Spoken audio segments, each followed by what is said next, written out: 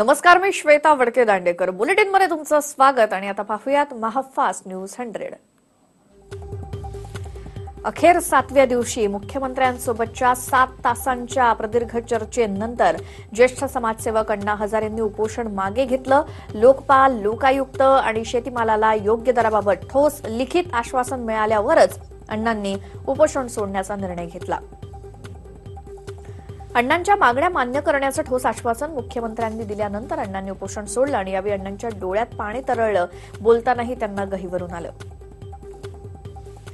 गावातील वयोवृद्ध 82 वर्षीय तोलाबाई पठारे आणि मुख्यमंत्री देवेंद्र फडणवीस यांच्या हस्ते लिंबू सरबत पिऊन अण्णांनी उपोषण सोडलं. यावेळी तोलाबाई पठारेंनी मुख्यमंत्र्यांना एक गुलाब पुष्प दिलं. अण्णांना पाठिंबा देण्यासाठी राज्यभरातल्या नागरिकांनी गर्दी केली होती. महाराष्ट्राचा छोटा पुढारी असा नावलौकिक मिळवलेला घनश्याम दराडे यानेही अण्णांची भेट घेतली आणि यावेळी घनश्यामनं अण्णांना पाठिंबा असल्याचं सांगितलं. अण्णांच्या उपोषणाच्या समर्थनार्थ आमदार बच्चू कडू यांनी मंगळवारी केईएम रुग्णालयात रक्तदान केलं आणि सरकार नुसती आश्वासनं देतं, मात्र यावेळी तरी सरकारला सुबुद्धी सुचेल यासाठी त्यांनी रक्तदान केलं. लोकसभा 2014च्या निवडणुकांमध्ये भाजपच्या सोशल मीडिया प्रचाराची धुरा सांभाळणारे चाणक्य प्रशांत किशोर आता शिवसेनेच्या गोटात दाखल झाले. मातोश्रीवर झालेल्या खासदारांच्या बैठकीत प्रशांत किशोर यांनी प्रचारासंदर्भातलं एक प्रेझेंटेशन देखील सादर केलं. प्रशांत किशोर यांनी यासाठी मुंबईसह 6 ठिकाणी कार्यालय स्थापन करून 1.5 महिन्यांपासून सर्व्हे सुरू केला. काल मातोश्रीवर झालेल्या शिवसेना खासदारांच्या बैठकीत लोकसभेसाठी शिवसेनेनं कशा पद्धतीनं प्रचार करायला हवा, कॅम्पेनिंग कसं असायला हवं यावर प्रशांत किशोर यांनी मार्गदर्शन केलं. भाभीची घरपे फेम अभिनेत्री शिल्पा शिंदेनं काँग्रेस पक्षात प्रवेश करत राजकारणात पाऊल ठेवलं. शिल्पा शिंदेनं मुंबई काँग्रेसचे अध्यक्ष संजय निरुपम यांच्या उपस्थितीत काँग्रेसमध्ये प्रवेश केला. काँग्रेसमध्ये प्रवेश करताना शिल्पा म्हणाली की आतापर्यंत देशावर काँग्रेसनं राज्य केलं. काँग्रेस पक्षानं कधी जात पाहून मदत केली नाही असं शिल्पा म्हणाली आणि संधी मिळाली तर निवडणुकाही लढवणार असल्याचं तिने सांगितलंय. मराठा आरक्षणाबाबत आजपासून मुंबई हायकोर्टात सुनावणीला सुरुवात होईल. राज्य सरकारनं मराठा समाजाला 16% आरक्षण जाहीर केलंय. त्याविरोधात 2 जनहित याचिका दाखल झाल्या आहेत. अॅडव्होकेट गुणरत्न सदावर्ते आणि संजित शुक्ला यांच्या या याचिका आहेत. तर या प्रकरणात जवळपास 27 जणांनी मध्यस्थी याचिका दाखल केली. या दोन्ही बाजूनं याचिका दाखल झालेल्या आहेत आणि आजच्या सुनावणीसाठी राज्य सरकारतर्फे वरिष्ठ वकिलांची मोठी फौज असणार आहे. आज होणाऱ्या सुनावणीच्या पार्श्वभूमीवर काल मुंबईमध्ये मराठा नेत्यांची एक गुप्त बैठक झाली. यात मुंबई सेंट्रल इथल्या मराठा मंदिर संस्थेच्या बाबासाहेब गावडे कॉलेजच्या सभागृहात ही बैठक झाली आणि यात सुनावणीनंतरची रणनीती ठरवण्यात आली. दुष्काळग्रस्त भागात नुकसान भरपाईपोटी मदत निधीचा पहिला हप्ता वितरित करण्यात आला. लाभार्थी शेतकऱ्यांच्या थेट बँक खात्यामध्ये हा निधी तातडीनं जमा करण्याचे निर्देश मुख्य सचिव दिनेश कुमार जैन यांनी दिले. राज्यात दुष्काळग्रस्त भागामध्ये मदत निधीचं वाटप सुरू करण्यात आलं असून त्यासाठी 1,450 कोटी रुपयांचा पहिला हप्ता सर्व विभागीय आयुक्तांना वितरित करण्यात आला.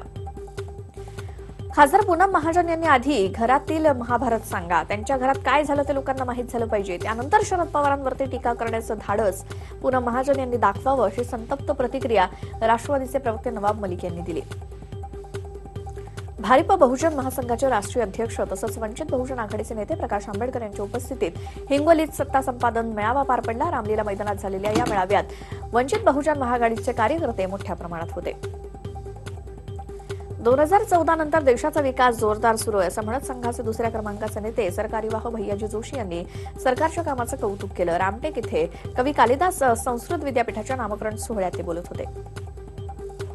राज्य शासनाच्या महिला आणि बालविकास आढावा समितीच्या अध्यक्षपदी माजी आमदार विवेक पंडित यांची निवड झाली. विवेक पंडित हे आदिवासी समाजाच्या प्रश्नांवरती काम करणाऱ्या श्रमजीवी संघटनेचे संस्थापक अध्यक्ष आहेत. विवेक पंडित यांच्या या निवडीमुळे पालघर जिल्ह्यात मोठं राजकीय समीकरण बदलण्याची चिन्ह आहे. नागपुरातील काँग्रेसची गटबाजी थांबवण्यासाठी प्रियांका गांधी यांना नागपुरातून लोकसभेची उमेदवारी द्या अशी मागणी करणारं पत्र नागपूर शहर काँग्रेसचे प्रवक्ते संदेश सिंघलकर यांनी राहुल गांधींना लिहिलं.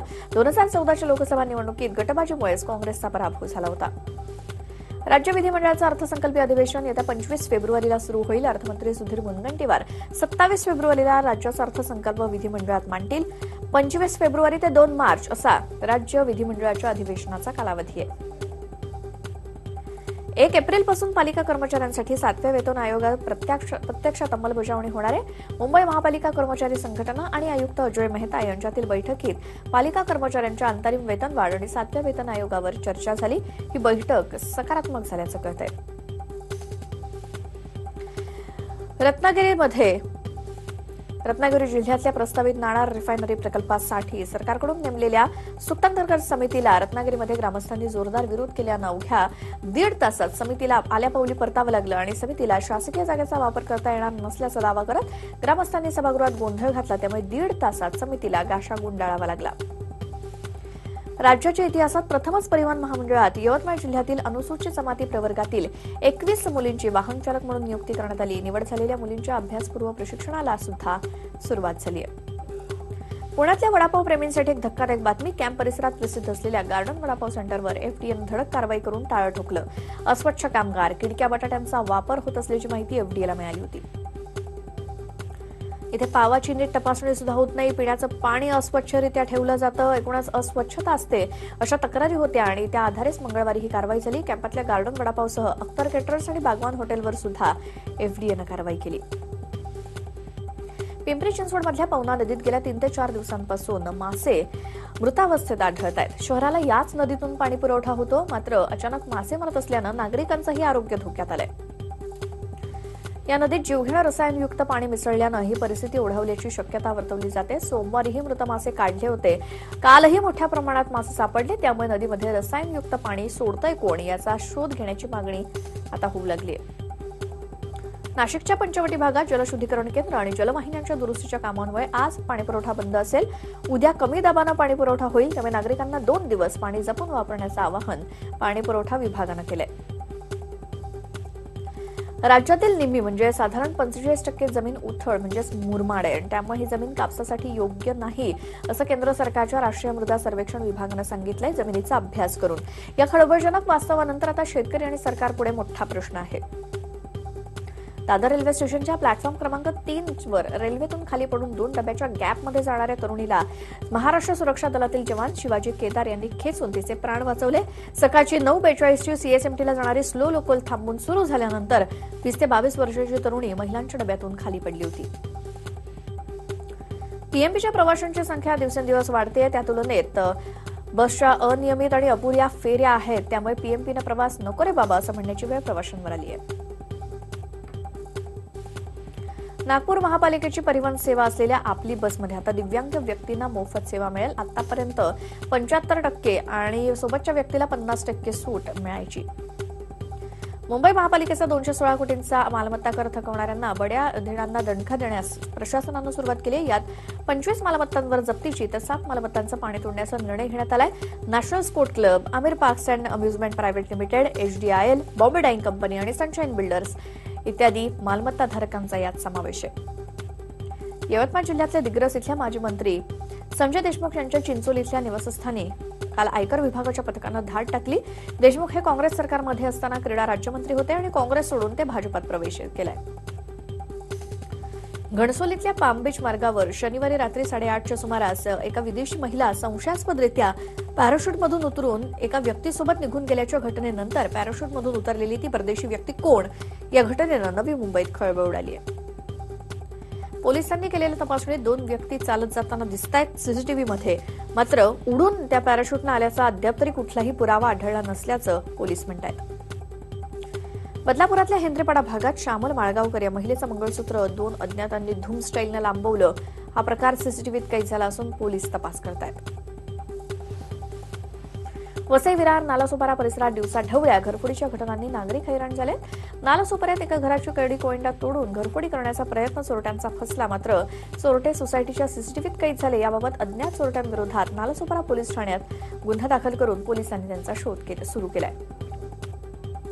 6 आसनी रिक्षा चालकानं नृत्य प्रशिक्षक असलेल्या मुलीचा विनयभंग केल्याची घटना सिंहगड रस्ता परिसरात घडली.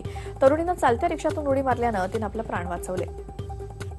या प्रकरणी त्या तरुणीनं सिंहगड रस्ता पोलीस ठाण्यात तक्रार दाखल केल्यानंतर आरोपी रिक्षा चालकाला अटक केली. मात्र या घटनेत तरुणीनं उडी मारल्यानं तिला किरकोळ दुखापत झाली. जळगाव जिल्ह्यातल्या पाचोरा शहरातील एका महिलेनं शेजारच्या महिला आणि टार्गेट मुलांच्या त्रासाला कंटाळून पोलिसांकडे तक्रार केली असता पोलिसांनी टाळाटाळ केली. त्यामुळे पीडित महिलेनं पोलीस स्टेशनमध्ये स्पिनेल पिऊन आत्महत्येचा प्रयत्न केला. त्यानंतर पोलिसांनी 8 जणांवर गुन्हा दाखल केला. जालना जिल्ह्याच्या चितळी पुतळी येथील 1ली ते 5वीतील जिल्हा परिषदेच्या शाळेतील 10 ते 11 विद्यार्थ्यांना एरंडीच्या बिया खाल्ल्यानं विषबाधा झाली. यात विद्यार्थ्यांना पुढील उपचारासाठी घाटी रुग्णालयात दाखल करण्यात आलंय. पालघरच्या वाणगाव वासनगाव रोडवरती मोटरसायकल अपघातात शाळकरी मुलांचा मृत्यू झाला. 2 जण गंभीर जखमी झालेत. तीनही विद्यार्थी 10वीच्या वर्गात शिकत होते. 10वीचा निरोप समारंभ संपवून मोटरसायकलवरून घरी जात असताना अपघात झाला. उपदेश मच्छी असं मयत मुलाचं नाव आहे, तर अजित मोरे आणि दुर्गेश मच्छी असं जखमी विद्यार्थ्यांचं नाव आहे. बकऱ्यांसह जनावरं चोरणाऱ्या टोळीतील 4 जणांना शेगाव शहर पोलिसांनी अटक केली. यातील मुख्य सूत्रधार प्रशांत भटकर सह 4 जणांना अटक करण्यात आली. त्यांच्याकडून चोरीसाठी वापरलं जाणारं साहित्य, 2 कार असा एकूण 7 लाखांचा मुद्देमाल जप्त करण्यात आला. MH04 या गाड्यांना टोलमुक्ती देण्यात यावी या मागणीसाठी टोल हटाव संघर्ष समितीच्या वतीनं ठाण्यामध्ये 1 दिवसीय लाक्षणिक उपोषण करण्यात आलं. यावेळी सर्वपक्षीय पदाधिकाऱ्यांसह ठाणेकर नागरिक मोठ्या संख्येनं उपस्थित होते. ठाणेकरांना त्रासदायक असलेला आनंदनगर टोलनाका बंद झाला नाही तर 2 महिन्यात टोल उद्ध्वस्त करू अशी कठोर भूमिका टोल हटाव संघर्ष समितीने घेतली आहे. कल्याण पश्चिम इथल्या अटाळी आणि आंबिवली परिसरात राहणाऱ्या नागरिकांची सुमारे 800 घरं रिंग रूटसाठी बाधित होत आहेत आणि रहिवाशांचं पुनर्वसन करून पालिकेनं आपला प्रकल्प राबवावा यासाठी RPI आठवले गटानं प्रकल्प बाधित नागरिकांसह मोर्चा काढला. संपूर्ण पालघर जिल्हा दुष्काळग्रस्त म्हणून जाहीर करावा या मागणीसाठी युवासेनेनं पालघर जिल्हाधिकारी कार्यालयावर धडक दिली. यात मोठ्या संख्येनं तरुणी सहभागी होते. जळगाव जिल्ह्यातील भुसावळ येथील सहकार मित्र चंद्रकांत हरी बढे पतसंस्थेच्या संचालकांनी सुमारे 110 कोटी रुपयांचा गैरव्यवहार केल्यानं शेकडो ठेवीदारांच्या लाखो रुपयांच्या ठेवी अडकल्या आहेत आणि या ठेवी परत मिळाव्यात म्हणून सुमारे 100 ते 150 ठेवीदारांनी जिल्हा विशेष लेखा परीक्षक कार्यालयात 1.5 तास ठिय्या आंदोलन केलं. कुंभकर्णे झोपेत असलेल्या जुमलेबाज सरकारच्या विरोधात मानसेवी शिक्षकांनी आक्रमक भूमिका घेत जिल्हाधिकारी कार्यालयासमोरचं सरकारचं लक्ष वेधून घेण्यासाठी झोपाळ आंदोलन करून आपल्या विविध मागण्यांचं निवेदन दिलं. रायगड पोलिसांच्या वाहतूक शाखेतर्फे मंगळवारपासून रस्ते सुरक्षा सप्ताहाला सुरुवात झाली. अलिबाग पोलीस मुख्यालयात झालेल्या कार्यक्रमात रस्ते सुरक्षा विषयावर आयोजित विविध स्पर्धांतील विजेत्यांना मान्यवरांच्या हस्ते पारितोषिकं देण्यात आली. रस्ते सुरक्षा विषयक माहिती देणाऱ्या घडीपत्रिकांचं प्रकाशन करण्यात आलं. काही कलापथकांनी यावेळी पथनाट्य सादर केलं आणि नागरिकांनी मोठ्या प्रमाणावर गर्दी केली. दिग्रसच्या शिवाजीनगरमध्ये राहणाऱ्या सविता पद्मावर यांनी वयाच्या 65 मध्ये चक्क आकाशाला गवसणी घातली. 15,000 फुटांवरून स्काय डायव्हिंग करून या रोमांचक खेळ प्रकारात वयोगटातील देशातील सर्वाधिक वयाच्या यादीत त्यांनी पहिला क्रमांक मिळवलाय. याची दखल लिम्का बुक ऑफ वर्ल्ड रेकॉर्डनं सुद्धा घेतली आणि विक्रमवीरांच्या यादीत त्यांचं नाव समाविष्ट करण्यात आलंय. त्यामुळे सविता पद्मावर यांच्यावरती कौतुकाचा वर्षाव होतोय. मुंबईतील शिवसेनेचे आमदार प्रकाश सुर्वेंचा मुलगा राज सुर्वे यांनी राष्ट्रीय बॉडी बिल्डिंग स्पर्धेचं विजेतेपद पटकावलं. ते जम्मू चॅम्पियनशिपचे विजेते ठरले आणि राज मुंबई विमानतळावरती पोहोचल्यानंतर त्यांचं ढोल ताशांच्या गजरात स्वागत केलं गेलं.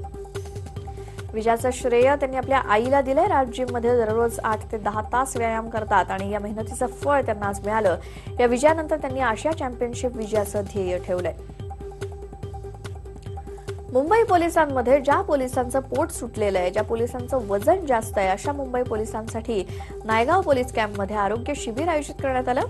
यात एकूण 150 पोलिसांना प्रसिद्ध आहारतज्ञ रुजता दिवेकर यांच्या टीमकडून फिटनेस ट्रेनिंग दिलं जात आहे. ट्रेनिंग 1 फेब्रुवारी ते 28 फेब्रुवारी दरम्यान सुरू राहणार आहे आणि या दरम्यान रोज 12 तास पोट वाढलेल्या पोलिसांना ट्रेनिंग दिलं जात आहे. यात जिम, योगा, समुपदेशन, योग्य आहार, ग्राउंड वर्कआउट अशी दिवसभर योजना असते. बाईकस्वारावरती वाघोबा चाल करून गेल्यामुळे बाईकस्वाराची चांगलीच पळापळ झाली. हा व्हिडिओ चंद्रपुरातला सध्या व्हायरल होतोय आणि या भागात सतत वाघोबाचं दर्शन घडत असल्यानं वन विभागाच्या निर्देशानंतरही 20 केंद्र परिसरातील झुडपांची तोडणी केली नाही, त्यामुळे नागरिकांमध्ये दहशत आहे. दादरच्या सिद्धिविनायक मंदिरात माघी गणेशोत्सवाला सुरुवात झाली आणि यात विविध सांस्कृतिक कार्यक्रमांचं आयोजन आहे. काल ज्येष्ठ पार्श्वगायिका अनुराधा पौडवाल यांच्या गायनाचा कार्यक्रम झाला. युवासेना अध्यक्ष आदित्य ठाकरेही उपस्थित होते. काश्मीरसह दिल्ली NCR इथे मंगळवारी रात्री भूकंपाचे धक्के बसले. भूकंपाची माहिती ठेवणाऱ्या EMC या संस्थेनं दिलेल्या माहितीनुसार भूकंपाचा हा धक्का 5.6 रिश्टर स्केलचा होता. चिटफंड गैरव्यवहाराप्रकरणी कोलकाता पोलीस आयुक्त राजीव कुमार यांनी सीबीआयला तपासात सहकार्य करावं असं सांगताना सीबीआयनं देखील राजीव कुमार यांना अटक करू नये असं सुप्रीम कोर्टानं स्पष्ट केलंय. कोलकाता पोलीस आयुक्त राजीव कुमार यांना 20 फेब्रुवारीला हजर राहण्याचे आदेश देताना सुप्रीम कोर्टानं राज्याचे मुख्य सचिव, डीजीपी आणि कोलकाता पोलीस आयुक्तांना मानहानीची नोटीस पाठवली आहे. पाटणामधील कारगिल चौक इथे भाजपच्या कार्यकर्त्यांनी ममता बॅनर्जी यांच्या पुतळ्याचं दहन करत त्यांच्या राजीनाम्याची मागणी केली आणि आपला भ्रष्टाचार लपवण्यासाठी ममता बॅनर्जी नाटकं करत असल्याचा आरोप यावेळी कार्यकर्त्यांनी केला. सीबीआय मुद्द्यावरून केंद्र सरकार आणि बंगाल सरकार यांच्यामध्ये वाद चालू आहे. दरम्यान या वादावर सोशल मीडियामध्ये चांगलीच मनोरंजनात्मक टिप्पणी केली जाते. हा वाद नेटकऱ्यांसाठी चांगला चर्चेचा विषय ठरलाय. रांचीमध्ये मंगळवारी भारत के मन की बात रथाचा शुभारंभ मुख्यमंत्री रघुवर दास यांच्या हस्ते झाला. यावेळी भाजप कार्यालयातून हा रथ रवाना झाला आणि नंतर हा रथ संपूर्ण शहर फिरणार आहे.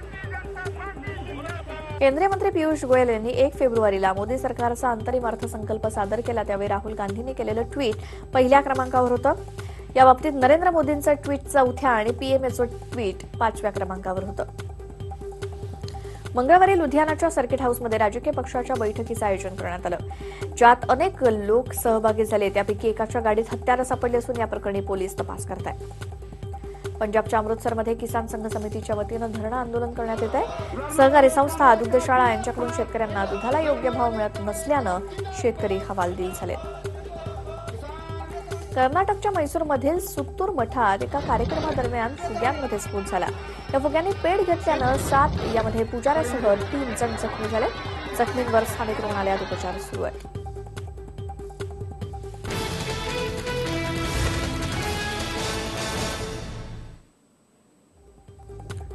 राजकोटच्या मातपर सर्कल इथे ट्रक चालकाचा ताबा सुटल्यानं ट्रक 3 वाहनांना धडक देत थेट झोपडीत घुसला. यात सुदैवानं कोणी जखमी नसून सर्व घटना सीसीटीव्हीत कैद झाली आहे. गुजरातच्या संस्कार विद्यामंदिर शाळेच्या व्हॅनमध्ये पाय अडकून एक विद्यार्थी जखमी झाला. चालकाच्या चुकीमुळे हा अपघात झाला नसून या प्रकरणी व्हॅन चालकाला अटक करण्याची मागणी पालकांनी केली आहे. झारखंडच्या रांचीमध्ये चकमकीत जखमी झालेल्या नक्षलवाद्याला सीआरपीएफच्या जवानांनं रक्तदान केलं. 133व्या बटालियनचे कॉन्स्टेबल राजकमल यांनी रुग्णालयात हजर होत रक्तदान केलं. एअर इंडियाच्या भोपाळ मुंबई या विमानातल्या एका प्रवाशाच्या नाश्त्यामध्ये झुरळ आढळलं. 2 दिवसापूर्वीची ही घटना. याची दखल एअर इंडियानं घेतली असून जाहीर माफी सुद्धा मागितली आहे. स्विस बँकेतल्या भारतीय खातेधारकांची माहिती लवकरच भारत सरकारला मिळेल आणि स्विस अधिकाऱ्यांनी एचएसबीसी बँकेत खातं असलेल्या भारतीय लोकांना यासंबंधी एक लिखित स्वरूपात नोटीस पाठवली, असं वृत्त एका इंग्रजी दैनिकानं दिलंय. चेन्नईच्या मुगलीवक्कम पोरर या भागामध्ये रोबोट हॉटेल सुरू झालंय. हॉटेलमधली सगळी कामं रोबोटच करतायत, त्यामुळे हे हॉटेल सगळ्यांचं आकर्षण ठरतंय. जीमेलच्या फीचर्समध्ये काही बदल होणार आहे. जीमेल आपल्या इनबॉक्समध्ये बंडल रिमाइंडर आणि पिन मेल सारख्या फीचर्सची चाचणी करते. मात्र हे नवीन फीचर्स येण्यास अजून वेळ असला तरी नवीन फीचर्स जीमेलमध्ये आली आहेत.